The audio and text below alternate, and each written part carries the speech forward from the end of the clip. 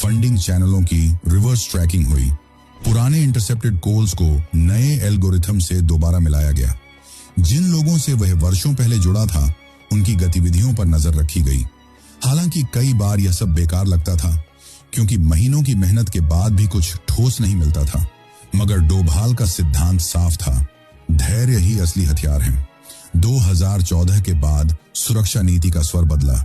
यह बदलाव सार्वजनिक भाषणों में कम दिखा, लेकिन रणनीतिक बैठकों में ज्यादा महसूस हुआ, क्योंकि अब सोच यह थी कि अगर दुश्मन लंबी योजना बनाता है तो जवाब भी लंबा ही होना चाहिए। इसलिए आर्किटेक्ट की फाइल को आर्काइव में नहीं भेजा गया, बल्कि हर 6 महीने में उसका रिव्यू होता रहा।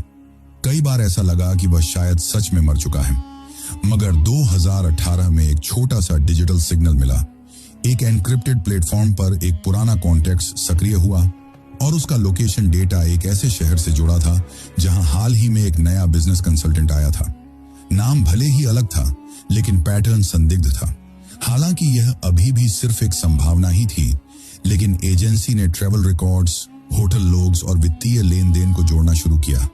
धीरे धीरे एक पैटर्न उभरने लगा।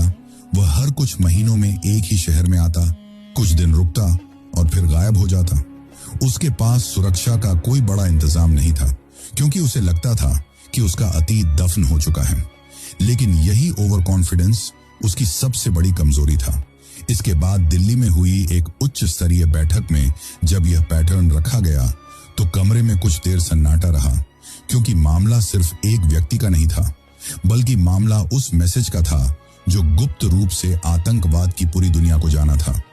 डोभाल ने रिपोर्ट ध्यान से सुनी और फिर शांत स्वर में कहा, हम हर बार प्रतिक्रिया देकर नहीं जीत सकते। कभी कभी हमें यह भी दिखाना पड़ता